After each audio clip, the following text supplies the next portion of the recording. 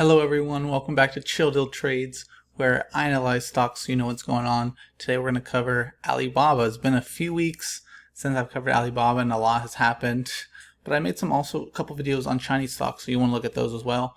But we're going to kind of look at everything that's been coming out the last couple weeks, figure out what that might mean for the stock, breaking down the news and really putting what the news is saying maybe into practical estimations of what could happen for Alibaba, and then looking into the charts and a technical perspective to see what could be happening in the next couple weeks to the next couple of months. If you're here and you haven't hit the sub button yet, please go ahead and smash that and join the squad.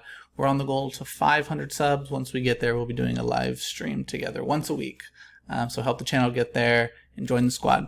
So obviously a ton has gone on in the last couple of weeks. We've heard of China increasing their crackdown, basically having like a 5-year plan that we'll dive into a second. But before we get there, the first thing I want to look at with Alibaba is kind of the valuation. So we know Alibaba has a ton of cash. We know that they're a healthy company when we look holistically. And people keep saying, why is the stock keep dropping? Why is the stock keep dropping?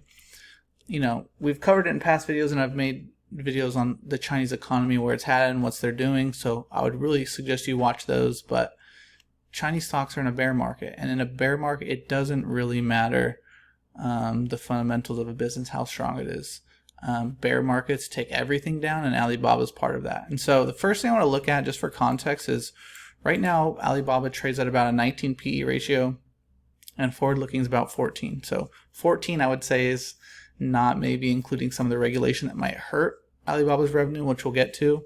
But if I really think about bear market, a 19 PE ratio is still kind of high. Obviously, Alibaba's a really mature company. They have a ton of cash. There's a lot of pros, but 19 is still really high for a bear market. With a mature company like Alibaba, even though they have amazing growth, that might get slowed down over the coming couple years. But this is a company I could easily be trading at 15, 10 PE ratio in the coming year to 2 years. And so that's just something I want to put in context. 19 is still pretty high. Historically speaking, Chinese stocks have their multiples have been much higher than compared to the US, but that was partially due to the growth of China in terms of GDP.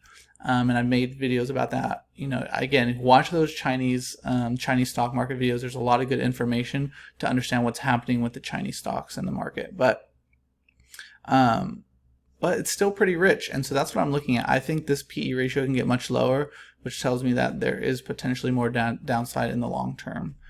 Long term, I mean next year or two for Alibaba. Next thing I want to get to is, I think one thing a lot of people don't know is you need to realize when you buy a Chinese stock on the US market what you're buying. So it's not like buying a share of Amazon or Facebook where you own a portion of that company. All Chinese stocks are ADRs, so American Depository Receipts. And so to break this down, what this is they're a negotiable certificate issued by the US Depository Bank representing a specific number of shares. And so the main thing you got to realize, when you buy a share of Alibaba on the US market, you're actually not buying a share of the company. You're owning a certificate. And with all the drama happening between, the US and China, and US coming out with more stipulations about, if you want to stay on the US market, you need to show us more detailed breakdown of your finances. Any companies that want to IPO, we're going to have new strict regulations on coming on the US market. That's important to know, because you're not buying shares of something. And kind of how it works, if you don't know, is basically they set up international banks that own shares in the company, and then they offer you a certificate that's supposed to act like owning that share, but actually the financial institution owns that share for you, so you don't actually own shares. It's just, like they said, a certificate to own that share. So that's really important, because if we see more regulation, this could impact owning shares in the US, or owning Chinese stocks in the US market. So something that I am looking at is finding a broker who lets me buy shares on the Chinese market. That's something I'm looking at. And you can also look at ETFs. So two of the ETFs is MCHI, which is overall kind of like the SPY, S&P 500 for the US, and then KWEB, which is kind of like the NASDAQ, but that's a Chinese tech stock. So those are two ETFs you want to look at if you want to try to mitigate your risk and stay away from ADRs, because, we never know what's going to happen, but you just need to understand what you're owning. So next thing, I just want to get to some news that's happened just so that we're up to date on what's going on and have an idea on how it might impact. So, Tencent came out, I think it was last week or early this week, and basically said, we're warning investors that more regulations coming. We know that Beijing has big plans on expanding restrictions over internet giants. And even though Tencent is technically in a different sector of, tech companies overall are still going to be impacted. And we've seen a little break, I would say, honestly, from some of, the Alibabas, but I am almost sure that a second round is going to be coming of regulation. And we'll get to some more news that speaks to that.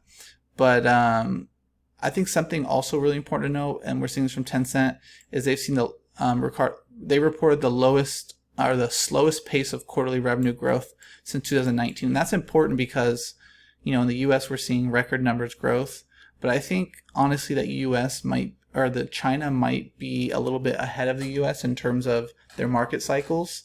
And so because of all the regulation and COVID and different things, they're seeing that consumer buying is slowing, and that's going to impact Alibaba on their next quarters coming into this end of this year and next year.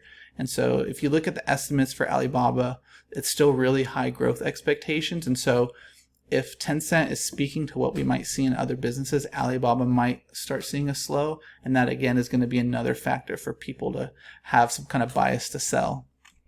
So that's the main thing I want to bring up there. Another news, obviously I talked about it, is China kind of put out this 5-year plan. And what I really want to highlight here is they're saying we've created a 5-year plan to tighten regulation, and the 3 main areas is national security, which we've talked about in past videos. The CCP wants a lot of strict control on data, technology, and monopolies. And so I really want to say on monopolies, because I mentioned this in past videos, but if you don't know anything about the intricacies of Alibaba, Alibaba is a monopoly. Their platform has grown to a place where if someone goes on their network, and some of it has changed, but in a lot of ways it still exists, you can't sell on other platforms. That's like going on Amazon and Amazon being like, if you want to list your product here, you can't sell it anywhere else. And so Alibaba has had those rights for a long time. Those have started to change over the last year, but in a lot of ways, Alibaba is still a monopoly.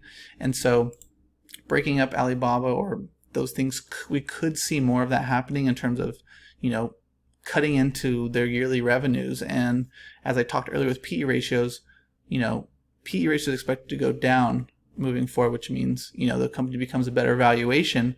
But if we have more regulation around monopolies and technology, that really hurts, Alibaba's revenue growth, then that PE ratio doesn't go down as much. That forward PE doesn't go down as much as it could. And so that plays to my point of, I think Alibaba's PE ratio can be much lower. And I think some of the 5-year plan from the CCP is definitely going to maybe have curb some of the Alibaba growth that we've come accustomed to over the last few years. And the last thing I want to bring up, and this has just happened this early this week, I believe, is a sexual assault case came out.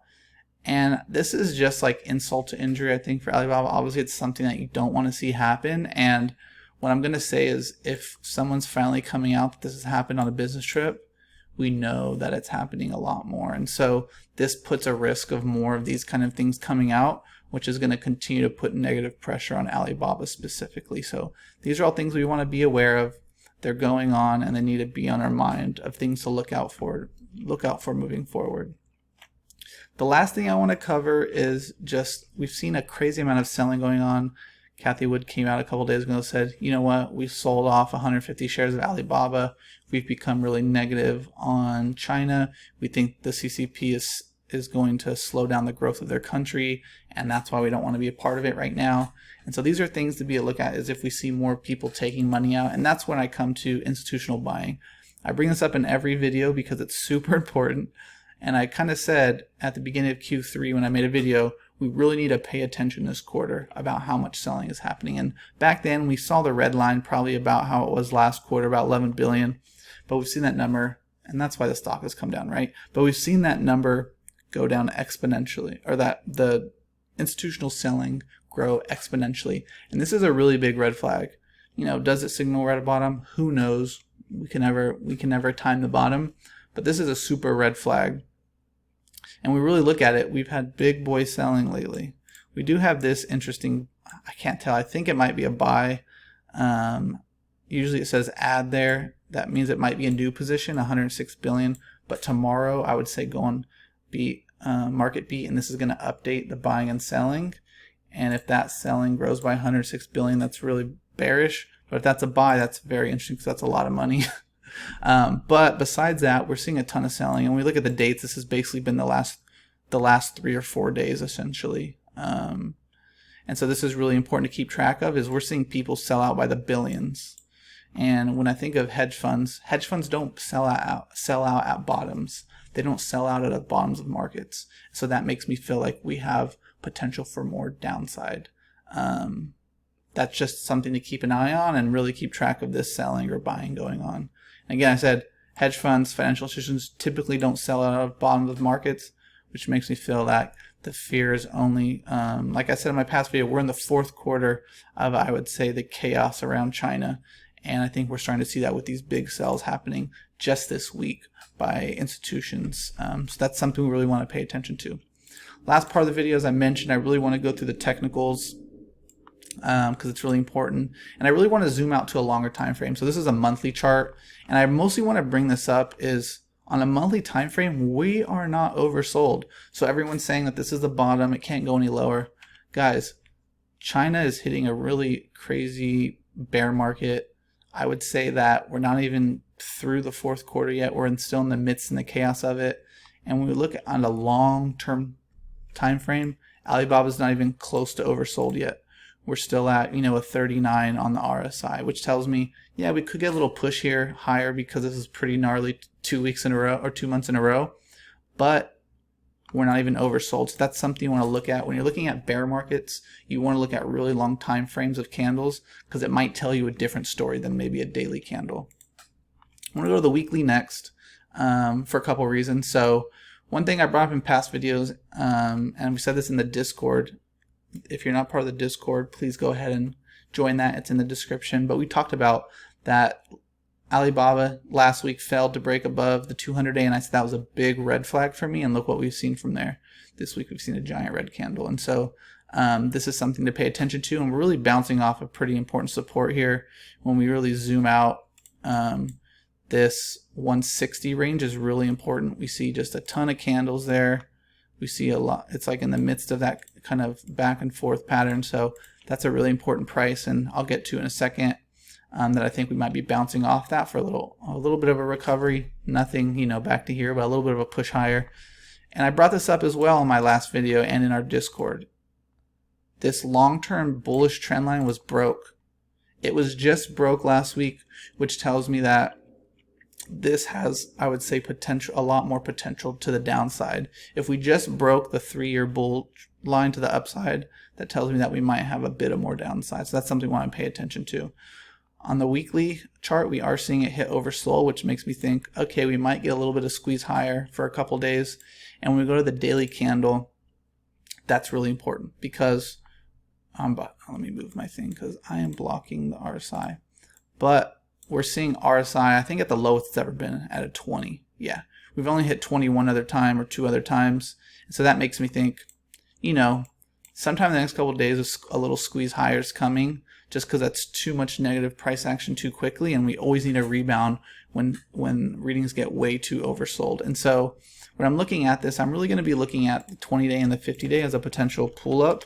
Doesn't mean we can't go lower than 160, but if you want to trade this for like a week or two into a resistance point, this is something you want to look at. And so we see the 20 EMA decelerating pretty quickly.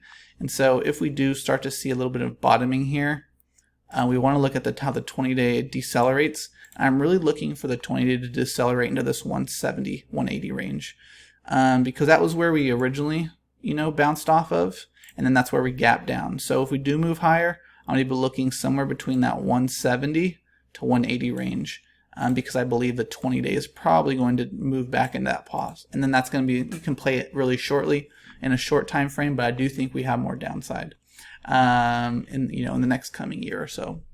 But that's all I have for you guys. I hope you enjoy that update. Please sub to the channel. I love making content for you guys.